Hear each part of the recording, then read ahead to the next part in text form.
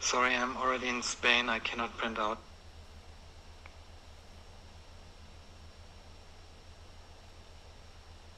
Alright. Hold on a second. No.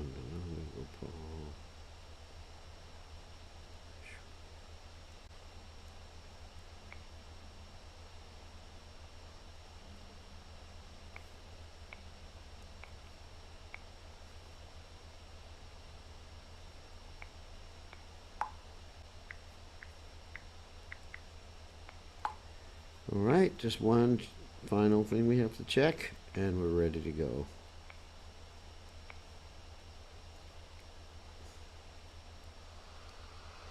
Okay, we're online. Okay, we're ready to roll. So let me put the phone on mute. Alright. Get the guitar. Nice to see everybody. Okay, we got 18 people so far.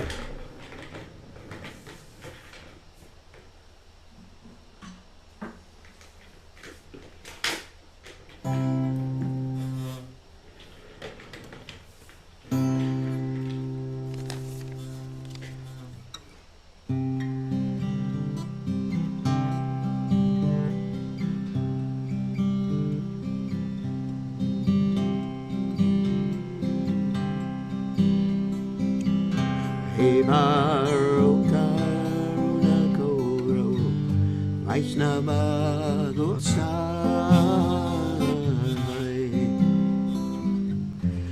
Patita Papanato Mavine Dehunai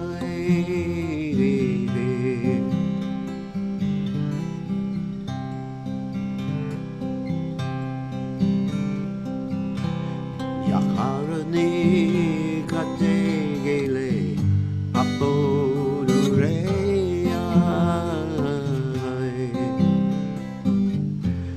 Hey Mono Doi Hala Buki Pako Japai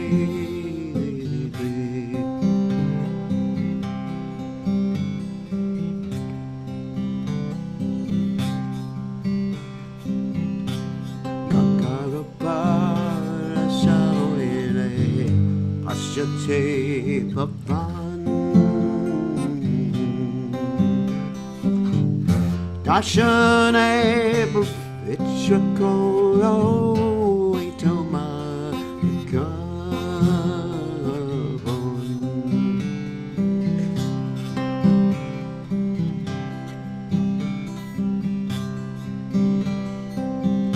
Haristane Aparade Tari Harina Tomastane Aparade Nagi Paritran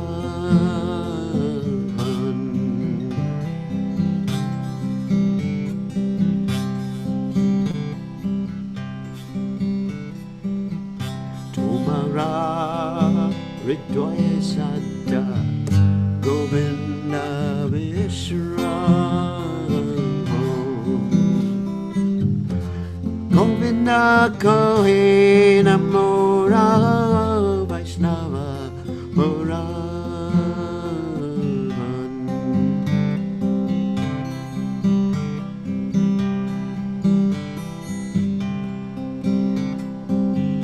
Pratijanme Koryasa Charanero Dune Narotama Korodoya Nara Muli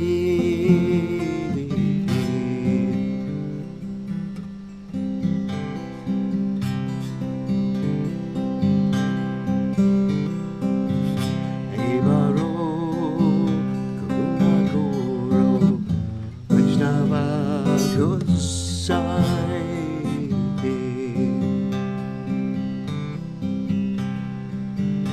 Evaro Karuna Goro Vaishnava Gosai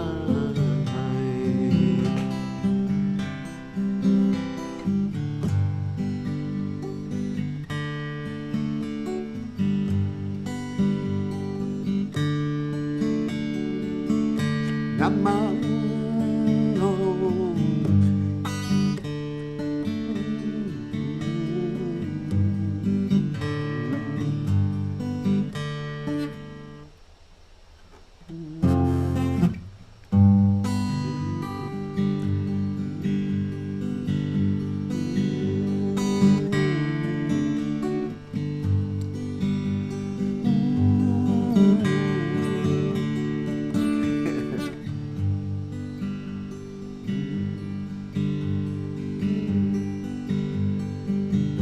Hare Krishna, Hare Krishna, Krishna, Krishna Hare Hare, Rama, Rama, Rama, Rama Hare Hare, Krishna, Krishna, Krishna, Krishna Hare Hare, Hare Rama, Rama,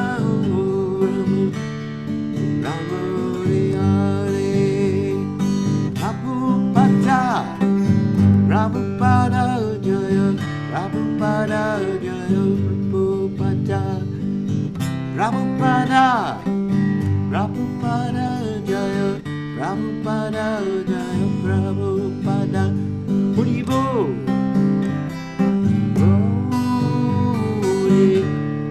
Haribo, Jai Gaur, Haribo.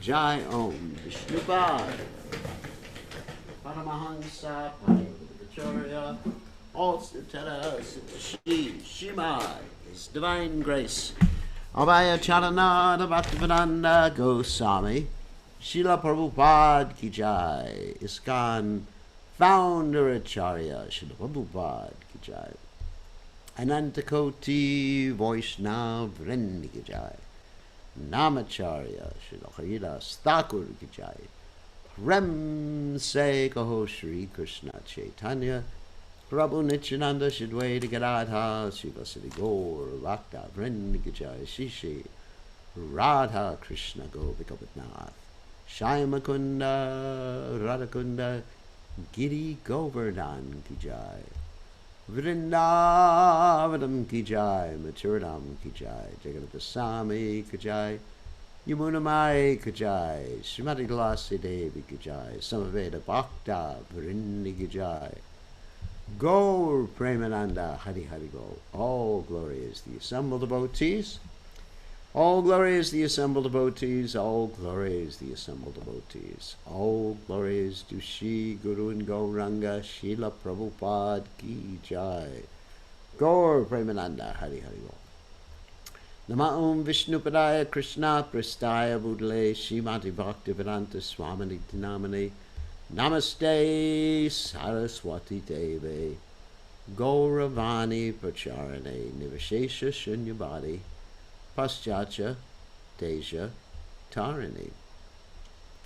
So, Magana Timirandasha Gananjana Shalakaya Chakshur Meditam Yena Tasmai Shri Gurave Namaha. I offer my respectful obeisances unto the lotus feet of my spiritual master's divine grace, A.C. Bhaktivedanta Swami, Srila Prabhupada, who so kindly opened my eyes with a torchlight of knowledge while I was blinded in the darkness of ignorance. Okay, so we're continuing with our discussion between Lord Chaitanya Mahaprabhu and Sarvabhauma Bhattacharya.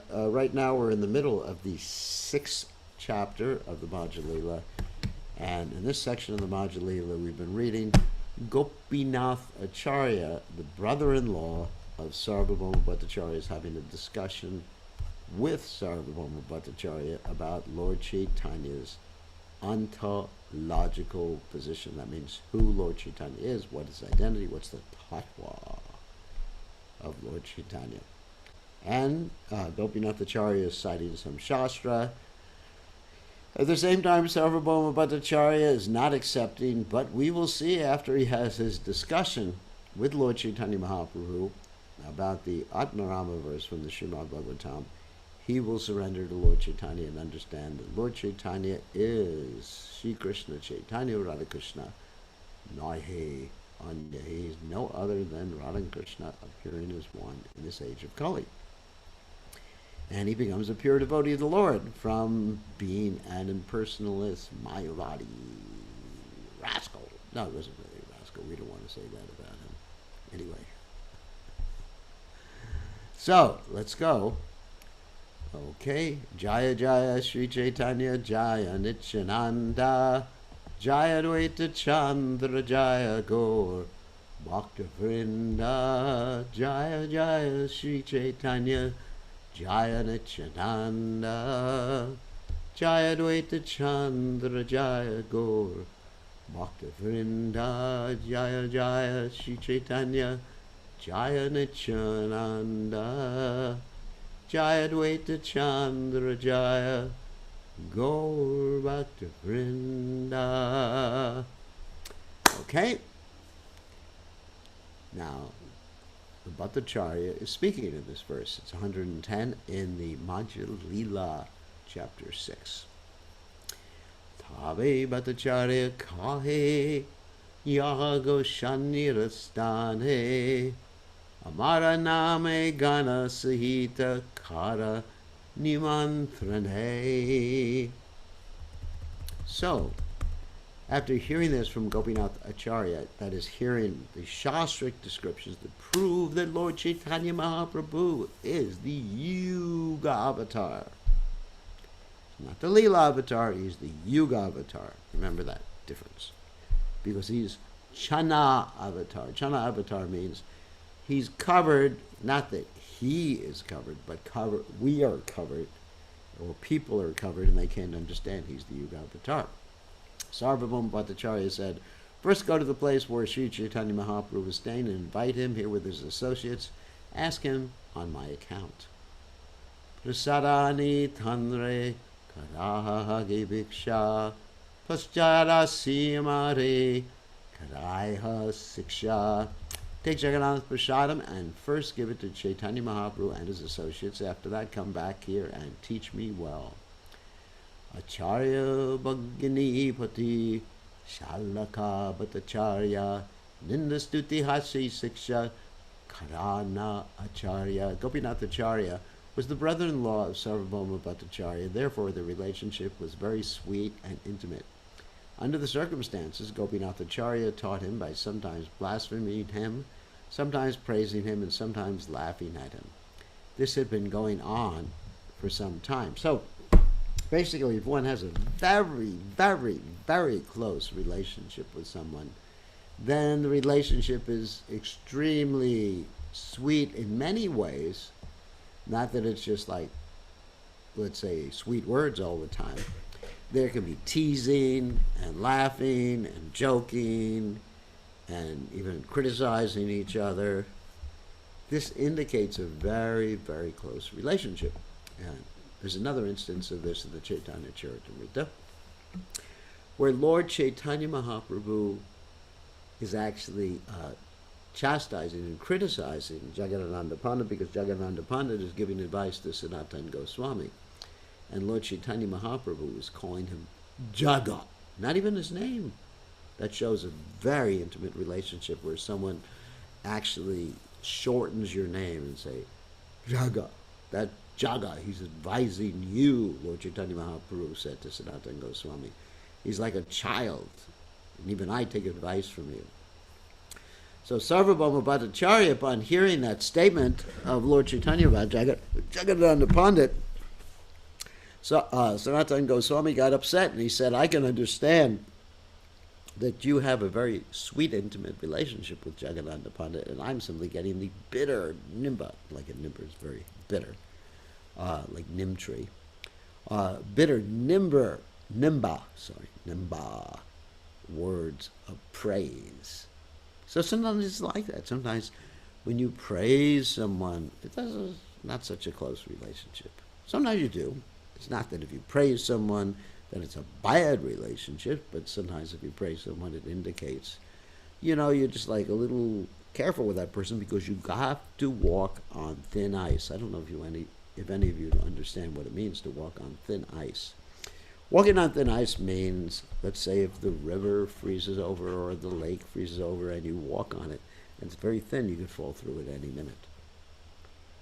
So you got to be real careful sometimes talking to certain people. Certain people are also on a hair trigger. I'm not going to describe what that is. It means they can explode. So, but when you have a very close relationship, you can tease, and it's sweeter, like you see between Lord Chaitanya and Jagadananda Pandit, and then also between trying to think of, oh yeah, even Srila Prabhupada with the relationship, not exactly teasing relationship, but with Tamal Krishna Maharaj. That Tamal Krishna Maharaj could advise Srila Prabhupada, of course, with the proper etiquette. It wasn't like a friendly relationship. It was still spiritual master and disciple. But between Radha and Krishna, because Radharani is chastising Krishna, and Krishna is just sitting there and taking it. Even though he is the supreme personality of God, he doesn't have to take anything. So that shows a very intimate relationship. Okay, let's continue. Acharyara siddhante mukundera haila santosha bhattacharyara vakye manne haila dukarosha. Srila Mukunda Datta felt very satisfied to hear the conclusive statements of Gopinathacharya, but he became very unhappy and angry to hear the statements put forward by Sarvabhauma Bhattacharya. So if someone criticizes someone you love, it makes you angry. That's not bad. That's natural. Or if someone says something wrong, factually incorrect, you can get angry. For example, let's say a mother has a child, because mothers do have children, and you go up to the mother and say, your child is ugly. You cannot criticize the mother for getting angry, because there's love there. So sometimes people would criticize Prabhupada for getting angry when Krishna was criticized. They criticized Krishna for being simply a manifestation of the impersonal Brahman. Prabhupada got really angry. And also, Prabhupada was following in the footsteps of his spiritual master, Srila Bhaktisiddhanta Saraswati Thakur, who was called Nrsinga Guru. He would get angry and sometimes even physically pick up a Mayavadi by the scruff of his, of course not the scruff of his neck, that you do with a cat or something like that, by a shirt. Goshanira Stane Acharya Kaila Gama Bhattacharya Name Tanril Kaila Nimantrana. Whoops. Let's see, get back to that. According to the instructions of Sarvabhauma Bhattacharya, Gopinathacharya went to Sri Chaitanya Mahaprabhu and invited him on the Bhattacharya's behalf. Mukunda Sahite Kahe Bhattacharyera Charyera Kata Bhattacharyera Nindakare Mane Panyavyata. The Bhattacharya statements were discussed before Sri Chaitanya Mahaprabhu. Gopinathacharya and Mukunda Datta disapproved of the Bhattacharya statements because they caused mental pain. That's love. It's a symptom of love. We're not Mayavadis. If someone who you love is criticized, get angry. Of course, don't do anything stupid. But getting angry is completely appropriate. It's a manifestation of loving someone. Shuni Mahaprabhu Kahi Aichimat Kaha Amaprati Bhattacharyera Hayanugraha. Hearing this, Sri Chaitanya Mahaprabhu said, do not speak like that. Sarvabhauma Bhattacharya has shown great affection and mercy toward me. In other words, if you yourself are getting criticized, don't get angry at the person who's criticizing you. However, if someone criticizes someone whom you love, get angry. But if someone criticizes me, you just tolerate and even thank the person. Helps you become humble. Amara sannyasa dharma Jahena Rakhite, Vatsalya Karana Karena, Kitosha Ihate. Out of paternal, that means fatherly affection for me, he wants to protect me and see that I follow the regulated principles of a sannyasi. What fault is there in this? So, Lord Chaitanya is seeing it in a similar way as Nanda Maharaj sees Krishna. Nanda Maharaj is not saying Krishna is the Supreme Personality of God. He's saying he's my son. I got to protect him. So because this mood of paternal affection, in the case of Nanda Maharaj, overrides any consideration of understanding the tattva. However, in the case of Sarvabhauma Bhattacharya, it wasn't exactly like that, but Lord Chaitanya Mahaprabhu was accepting that mood, even though it's not in the same pure mood as Nanda Maharaj had. He's accepting that. The wonderful thing about the Supreme Personality of Godhead is that there's a mixed mood in approaching him. He accepts the good and ignores the bad. Give you an example. Let's take your good friend, not my good friend, Putana. Okay, Putana. She was approaching Krishna to kill him, but she had some maternal affection for him. Actually, because of her previous life as Bali Maharaj's sister. That's a different story. But still, she had some maternal affection. She was thinking, he's my son, but I gotta kill him. So Krishna accepted the he's my son business, but not that I'm gonna kill him. And then Krishna transported her to the spiritual world, where she got the eternal position of being Krishna's mother, one of many of Krishna's mothers. Not directly, because Mother Yashoda has that particular position. It's very unique. But in the same sort of mood in the spiritual world. There's many ladies who get to breastfeed Krishna in the spiritual world, or approach Krishna like that. So, anyway, actually Krishna doesn't appear as a baby in the spiritual world. But at least that mood, or the remembrance that Krishna was a baby. So, anyway, so Krishna is so kind that akama, sarvakama, mokshakama dharati, tivrena bhakti yogena yajeta purasham param. That whatever reason, for whatever reason you approach Krishna, then Krishna just takes the good. Isn't that merciful? Hey Krishna, karuna sindhu, dinabandhu jagatpate, gopesha gopika kanta, Radha Kanta Namostate. Oh Krishna, you're an ocean of mercy. Karuna Sindhu. Dina Bandhu Jagatpate. You're the friend of the poor in the universe. Gopesha Gopi. You're the Lord of the gopis and the cowherd boys. Kanta. And of course, Radha Kanta. Namostate. I offer my obeisances unto you because you are the dearmost to Srimati Radharani. So Bhattacharya Sanghe Tannar Mandire Aila Prabhure Asana Diya Apane Vasila. When they entered the temple, Sarvabhauma Bhattacharya offered Caitanya Mahaprabhu a seat, while he himself sat down on the floor out of due respect for a sannyasi. Vedanta Padaite Tabe Aramba Karila Sneha Bhakti Kari Kachu Prabhure Kaila. He then began to instruct Lord Chaitanya Mahaprabhu on Vedanta philosophy, and out of affection and devotion, he spoke to the Lord as follows, because he had that paternal mood. Even though he was prideful, even though he didn't understand the tattva, didn't understand who Lord Chaitanya was, but because he was doing it out of love. Wow. Wow. Whatever reason one approaches Krishna, especially out of love, one gets the benefit. The Vedanta of Brahma Sutra, written by Srila Vyasadeva, is a book studied by all advanced spiritual students, especially sannyasis of all religious communities and pradayas. The sannyasis must read the Vedanta Sutra to establish their final conclusions concerning Vedic knowledge. Here, of course, the Vedanta mentioned, and there's a commentary of Shankaracharya known as Sarirakya Pasha.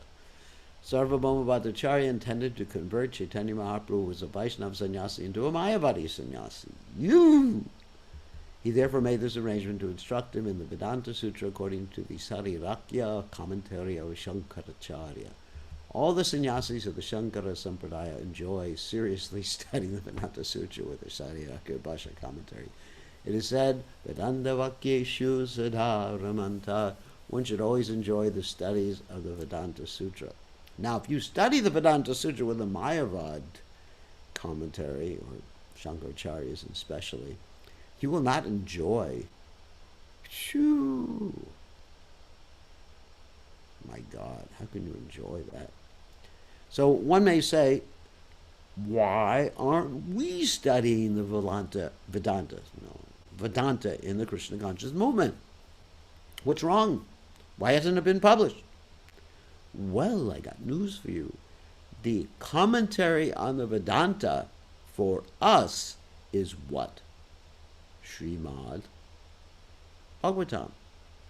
That's the commentary on the Vedanta written by the same author, Srila Vyasadeva, who wrote his own commentary, which is known as the Srimad Bhagavatam.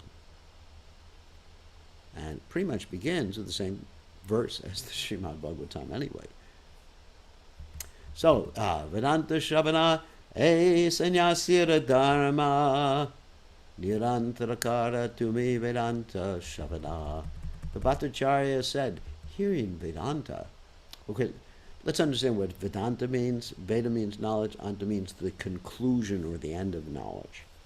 The absolute conclusion, perfect knowledge about the tattvas, who or what we are, who Krishna is, what the relationship is. It's called Sambandha Gyan.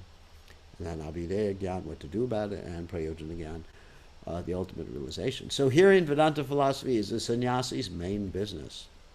Therefore, and that's what I do, because I preach Vedanta from Srimad Bhagavatam and Bhagavad Gita. Therefore, without hesitation, you should study Vedanta philosophy, hearing it without cessation from a superior person.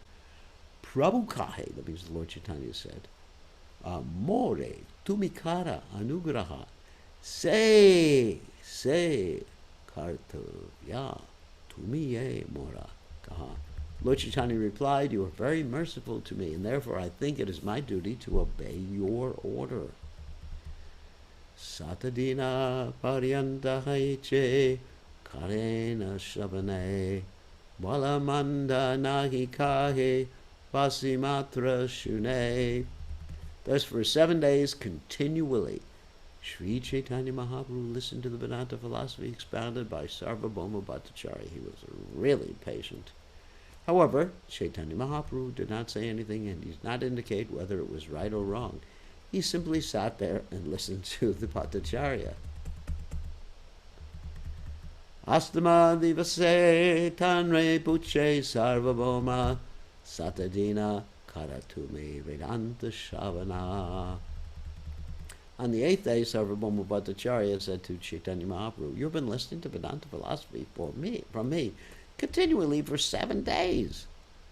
Balamanda nahika ramonadari bhuja ki na bhuja iha bhushite na hari. You have simply been listening, fixed in your silence.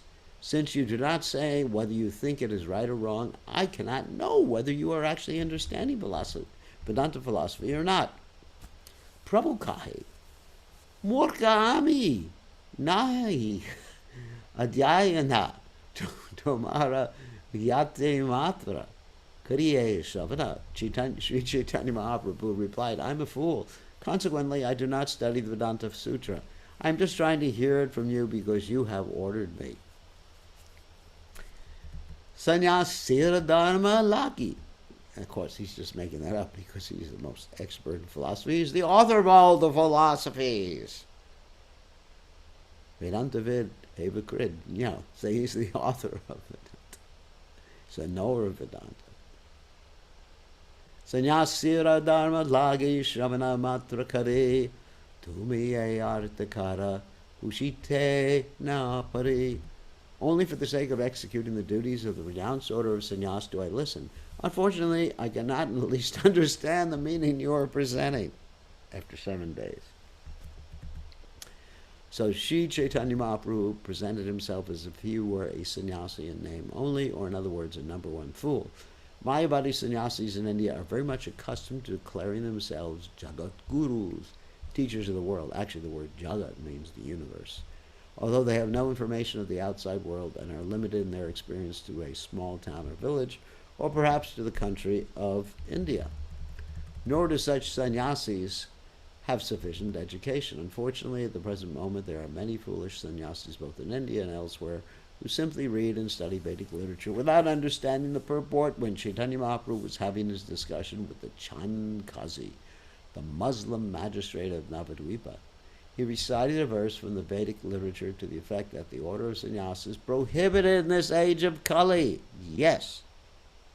Only those who are very serious and who follow the regulated principles and study Vedic literature should accept sannyas. Sri Caitanya Mahaprabhu approved of the sannyasis reading the Vedanta Sutra or Brahma Sutra, but he did not approve the Sariragya commentary of Shankaracharya. It's a Mayavadi commentary. Indeed, he said elsewhere, Mayavadi Vasya Shunile Haya Sarvanash. That's from the Caitanya Caritamrta, madhya Lila 6, 169. If one hears the Sariragya Bhashya of Shankaracharya, he is doomed. Thus, a sannyasi, a transcendentalist, must read the Vedanta Sutra regularly, but he should not read the Sariragya Bhashya. This is the conclusion of Sri Caitanya Mahaprabhu.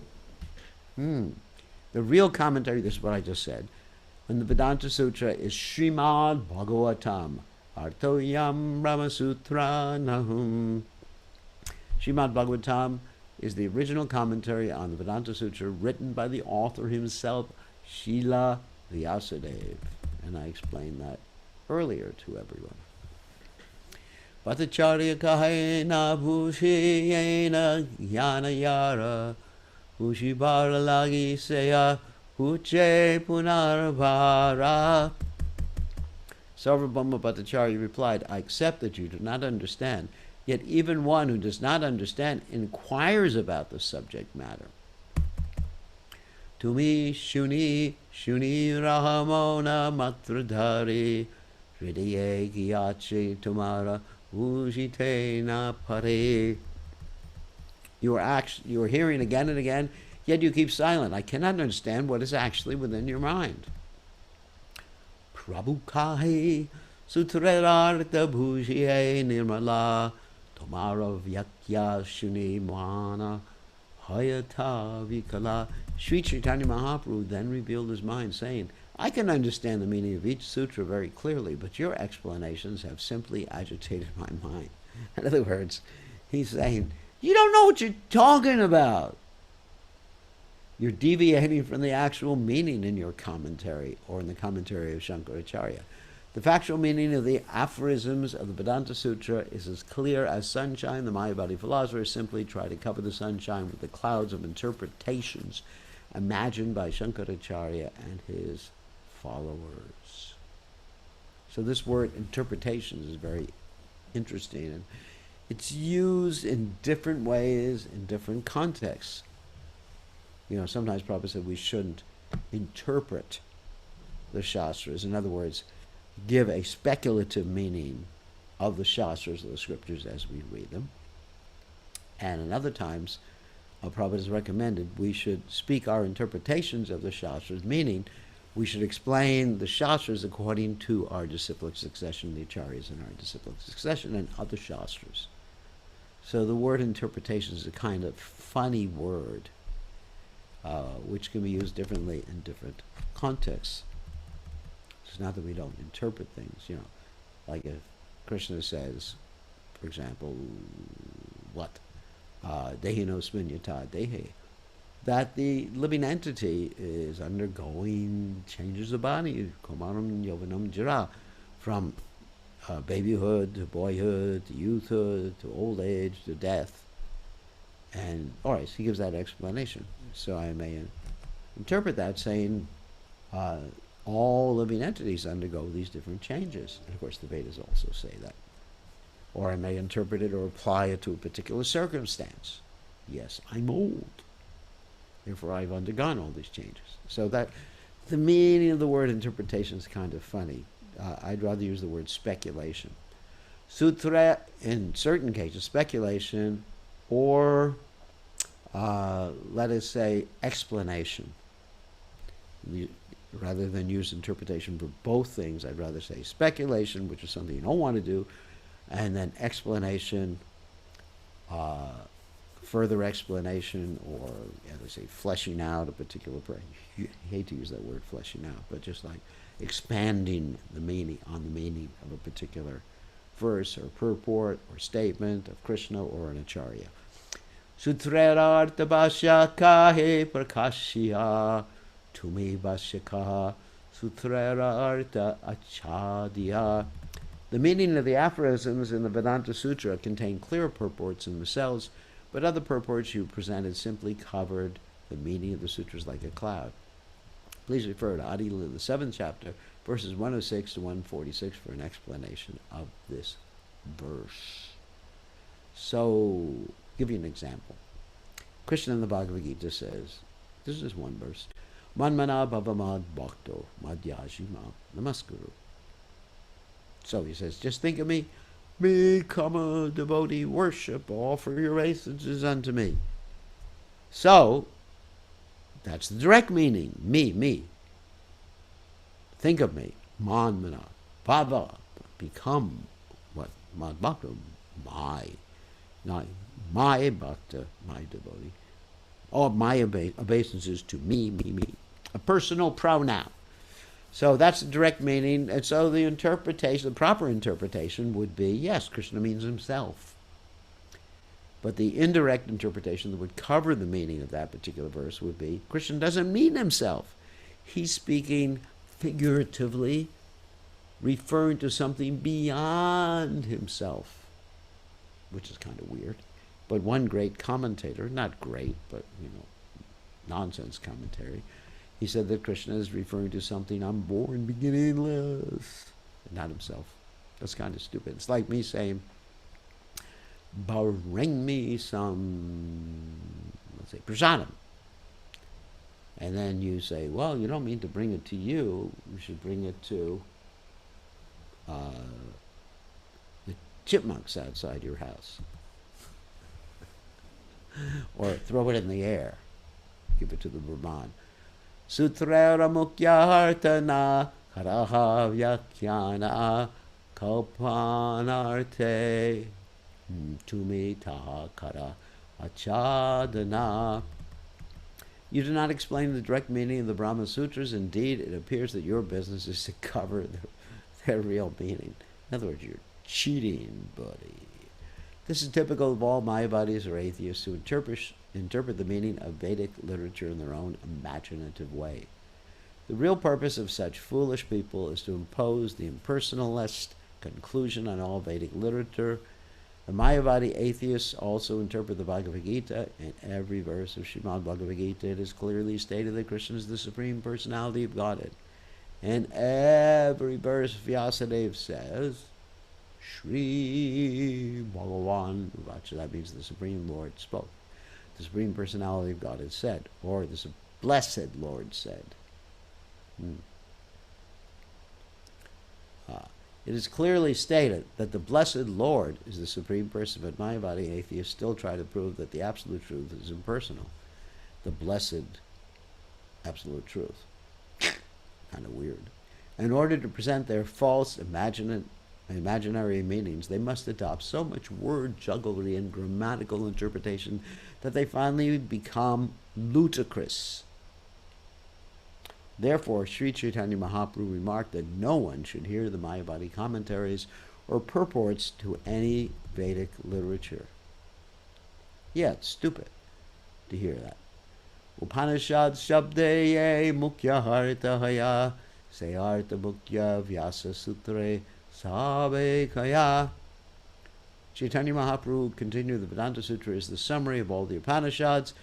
Therefore, whatever direct meaning is there in the Upanishads, is also recorded in the Vedanta Sutra or Vyasa Sutra.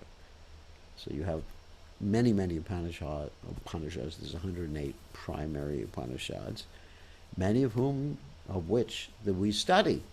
For example, the Isha Upanishad, or the Isha Upanishad, and other ones, Shvetashvatara Upanishad and other Upanishads.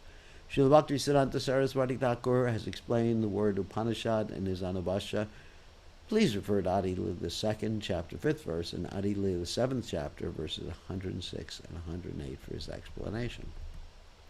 Upanishad, basically to come nearer to the spiritual master, or come nearer to the source of knowledge, and take a humble position.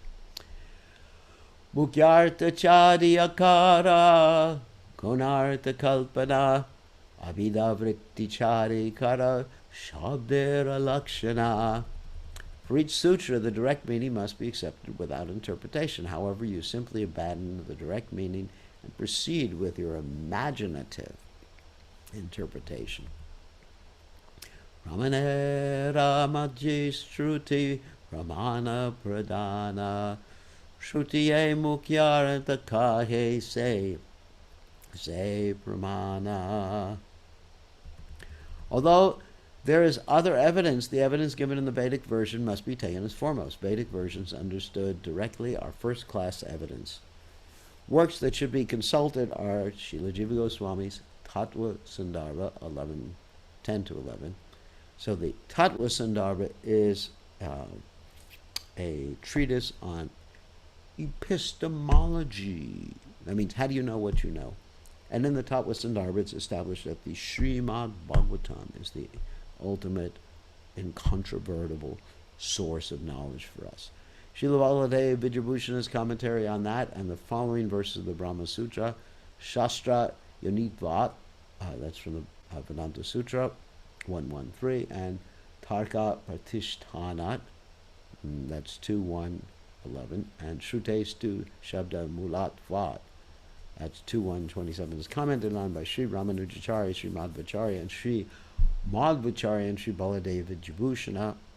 In his book Sarasamvadini, Srila Jiva Goswami has noted that although there are 10 kinds of evidence, this is, again, epistemology we're talking about, direct perception, the Vedic version, historical reference of hypothesis, and so on, and although they are all generally accepted as evidence, the person presenting an hypothesis, reading the Vedic version, perceiving or interpreting by his experience, is certain to be imperfect in 4 ways. And here Prabhupada again is explaining, according to Jiva Goswami, the 4 imperfections of the conditioned soul. That is, he is subject to committing mistakes. We all do that. To become illusioned. In other words, to think that something is different than that which it is, or to think that something exists when it doesn't exist, or to think that something doesn't exist when it does exist. To cheating, not only cheating other people, cheating oneself, and having imperfect senses. Our senses are designated. We can only see, let's say we can't see through walls. We can only see in a limited spectrum of light. There's animals who see other spectra of light. Some of the animals can see near ultraviolet or near infrared. And we can't see. And also the hearing is the same thing. Some animals, like dogs, can hear a very high-pitched sound, which we can't hear. So in other words, we're just perceiving a very, very small part of the entire spectrum of sound, of sight, of smell, or any of the objects of the senses. So they're imperfect, and we experience them imperfectly. For example, if you have COVID, you can't even smell something or taste something. So they're designated senses. Although the evidence may be correct, the person himself is in danger of being misled due to his material defects. Apart from the direct presentation, there's a chance that an interpretation may not be perfect. Therefore, the conclusion is that only a direct presentation can be considered evidence. An interpretation cannot be accepted as evidence, but may be considered proof of evidence. In other words, evidence has to be direct statement. Even perception, direct perception, can be faulty because of imperfect senses. In the Bhagavad Gita, at the very beginning, it is stated, what is this? Verse, Dhritarashtra vacha dhamrakshetare korakshetare samaveta yayutsavaha mamakal pandavaschaiva kim akurbata sanjaya. The statements of the Bhagavad Gita are themselves proof there is a place of pilgrimage named Kurukshetra where the Pandavas and Kurus met to fight. And if you like, you can go there today. After meeting there, what do they do? That's what this verse says. This was Dhritarashtra's inquiry to Sanjaya. Although these statements are very clear, atheists try to interpret different meanings of the words Kurukshetra and Kurukshetra. Sometimes they say that the Dhritarashtra is the body and the Pancha Pandavas are the five senses. You know, they make up so many different and crazy interpretations. Therefore, Srila Jiva Goswami has warned us not to depend on any kind of interpretation. It's better not to take the verse. It's better to take the verses as they are without interpretation. In other words, without speculative interpretation. You should take it with direct interpretation. Like I said, the word interpretation is really a funny word that can be understood differently in different contexts. Jiva rashti vishtadvi Shangago maya Shruti Bhakye se dvi Mahabhavitra haya. Chaitanya Mahaprabhu continued, conch shells and cow dung are nothing but the bones and stools of living entities, but according to the Vedic version, they are both considered very pure. So here's an apparent contradiction, but actually can be rectified by understanding things in context. According to Vedic principles, bones and dung are generally considered very impure. Phew! Just like sometimes I'm walking in the park and we may step on dog dung. Ew. If one touches a bone or stool, he must take a bath immediately. That is the Vedic injunction. Yet the Vedas also enjoin that a conch shell, although the bone of an animal, and cow dung, although the stool of an animal, are very much sanctified. Even though such statements appear contradictory on the basis of the Vedic version, we still accept the fact that conch shells and cow dung are pure and sanctified. And as far as the cow dung is concerned, that has been verified in laboratories. The cow dung is aseptic and antiseptic. In other words, kills bacteria. And it doesn't have bacteria, except healthy bacteria.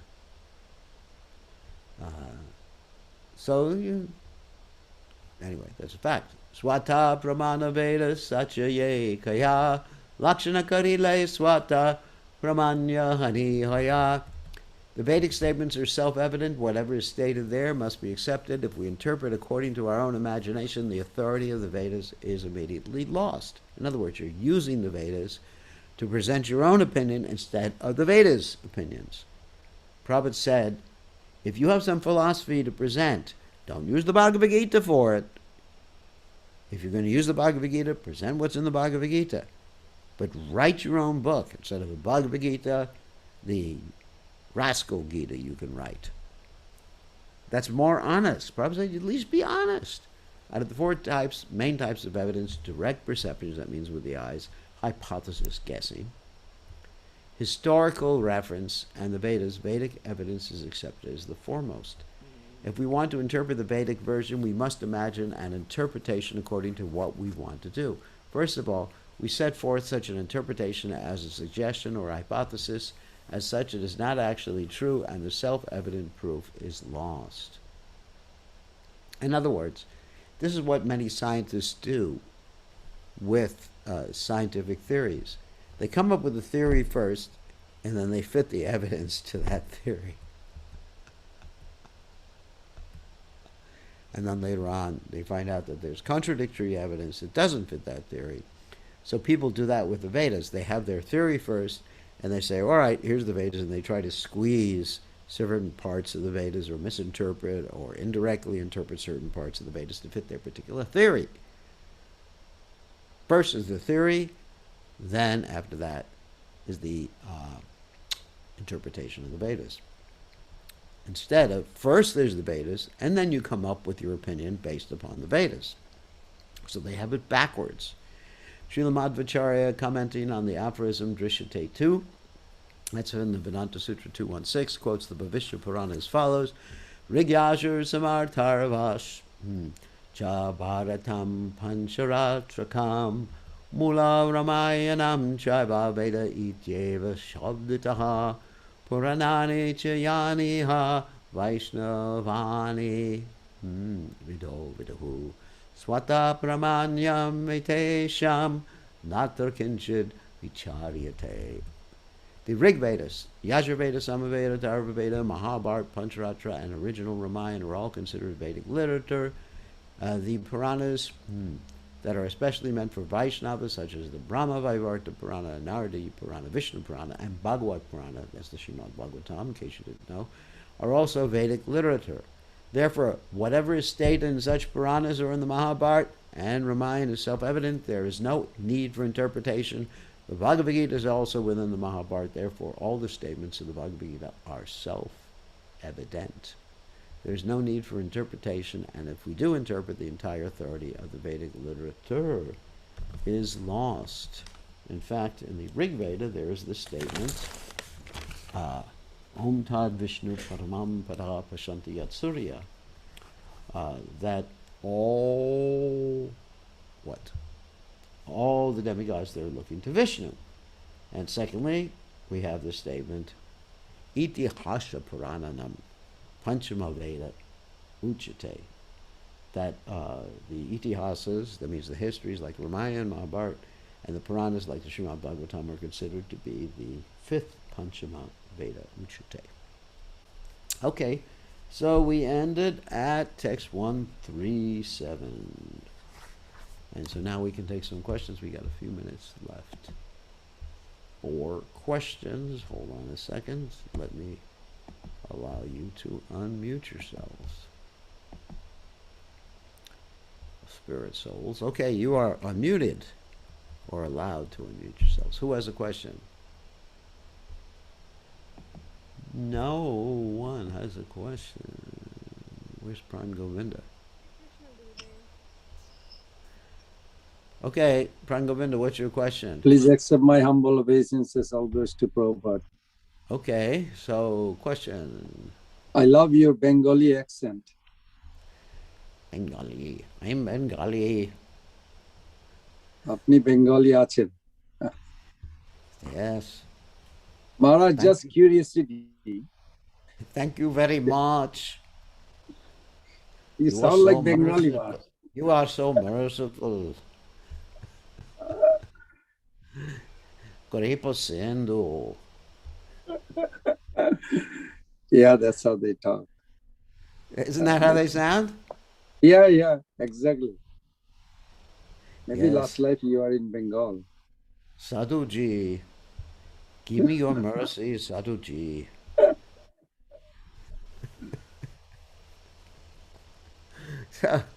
What's up? Maharaj, just a curious question. Srila Prabhupada writes a letter to Mother Jodhurani, and in the letter he says, Sarvabhauma Bhattacharya, this is his last life. There are a few questions he was answering, and he says he comes from the heavenly planet, and this is his last life. So I'm just curious because I was reading that how the final acceptance by the Lord before we enter into spiritual world, it's actually happened somewhere in this universe where the pastime is going on. Yes. So is that how like we have to become like a hard challenge before Lord accept us, or like, will be like a little smoother? Yes. Generally that's the case. There has to be some sort of final purification, training up. You know, that's just life in the material world. In Krishna book, it's mentioned in the Gaura Ganadesh Dipika by Kavi Kanapur that he was Brahaspati. Yes, Prabhupada mentioned that he's from heaven. And Yeah. Prabhupada said in that letter to Jodharani, this is his last life. Yes. Mahaprabhu, before Lord Chaitanya accept him, now he's going to go back home. I was like, wow, this is like his such excitement, but such a challenge. I was also wondering, like, Chaitanya Mahaprabhu delivered Jagai Madha in next day after the report came from Nityananda Prabhu and Haridas Thakur. And Yeah. Prakashananda Saraswati Thakur got after 1 year, where Sarvabhauma Bhattacharya only got after 7 days. That's Is right. there like a gradation of offense? Prakashananda, like 1 year, first year he didn't even deliver. Next year when he came back. Or it just, that's how Where's the the Lila question? is. It's whenever the Lord wants to do it in his Lila. I mean, look at Putana. She had to take another birth. She was the sister of Bali Maharaj. Yes. And then she had to take another birth in order to get fully purified. And still, and then Surpanaka also. But Maharaj, then there is a question, Surpanaka, that's from Ramayana, it's millions years back. That's right. And Dwapar Juga is just recently, 5,000 years back or whatever. That's right. 55, So she had to wait. She had to wait a little while. little while, Maharaj, that's a million years. But how long did Jambavati have to wait? Wow. Right? That's true. That's Yeah, true. For those people who don't know, that Jambavati was the son or the daughter of Jambavan, and Jambavan wanted her to marry Lord Ram, but Lord Ram said Ekapatni Vrata. So she had to wait a long time to get a good husband. But the life is not boring, right? There should be, I'm just curious. I don't know. Sometimes, anyway, I mean, time is relative. Time is relative. Let's just say that it just depends. You know, you could leave your body and your next birth can be in 10 billion lifetimes from now, 10 billion years from now. Wow. Because time is relative according, like for example, if you go up to the heavenly planets, Lord Brahma's time, one moment, one half of a second or tenth of a second or lava matra is like a whole year on the Earth planet. Like when Lord Brahma stole the cowherd boys and calves, it was just like an instant, and he came back. It was a whole year. So time is relative. So you know you can't really say that Jambavati had to just like sit around for millions of years waiting for her husband to come. I see. So you are saying that depends on the location, not necessarily. It depends on the location. Like Jambavan, for example, is Brahma's son. So he has access to the heavenly planets. Mm-hmm. He has access to, you know, who knows? He might have taken Jambavati up to the heavenly planets, and then she just has to wait a few seconds to marry. Oh, you didn't ask him, Maharaj? No, I didn't ask. Jambavan is Chiranjiva. In other words, he lives for a whole lifetime of Lord Brahma. And so he has actually seen Lord Ram's pastimes previously. And he actually it's described that he saw the pastime of Lord Baraha. When Lord Baraha appeared, he actually circumambulated him. He flew around Lord Baraha. So Jambavan is a special personality. He can actually go from one planet to another. Even, what is his name? The father, I forget right now. The father of Balaram's wife. Kukudmi. Kukudmi, he went up to the heavenly planets. Remember that story? That's true. Yes. And he went up to the heavenly planets because he was looking for a son-in-law, for a husband for his daughter. And he went to see Lord Brahma. It was just a few minutes, and Lord Brahma said, "Hey, the whole time you were here, everybody you knew, everybody who knew them, everybody has died. So you better go back down immediately because that way you're going to see Lord Balaram and you can get your daughter married to Lord Balaram." So Okay, even that makes sense. it's interesting, Yeah. even you see people on the Earth planet, when they go to the heavenly planets, the time experienced in relative to the Earth time is completely different. That's interesting, isn't it? Yes, yes, Maharaj. Even the Yes. scientists talk about this. Einstein talked about this. It's called time dilation. Oh, Yeah, Einstein understood that. I mean, this is, of course, according to the theory of relativity, that if someone tries to travel close to the speed of light, very, very close, then every time for him slows down. So the time, let's say he can experience 1 second of his time can be 1 million years on the Earth planet. mm-hmm. Mm-hmm. Even Einstein had this particular theory. And it's actually been shown through physicists have actually shown this with atom smashers or Mm. particle accelerators, that when you accelerate an atom or a particle to a certain speed, it slows down when it gets Mm. close to the speed of light.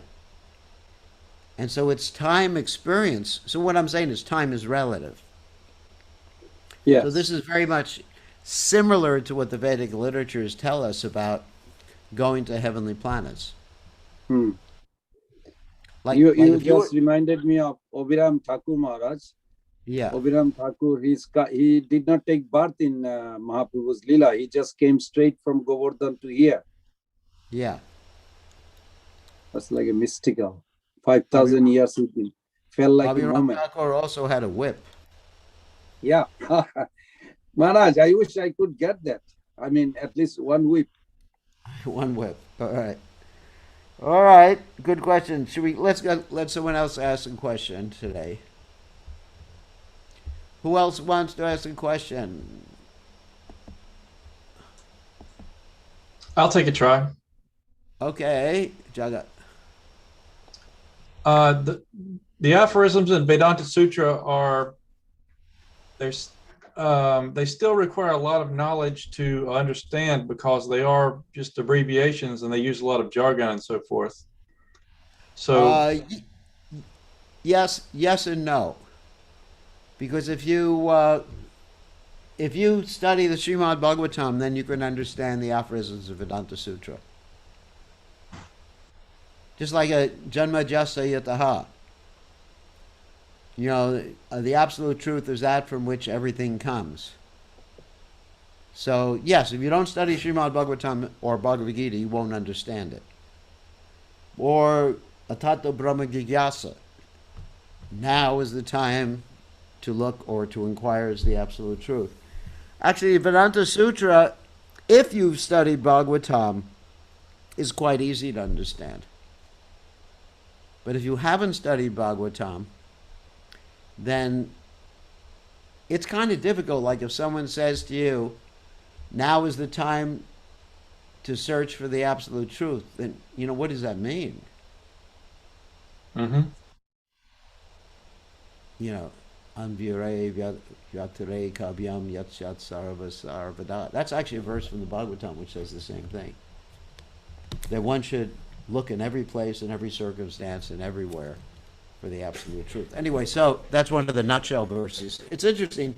You can corroborate a lot of the Vedanta Sutra with the nutshell verses in the Bhagavatam.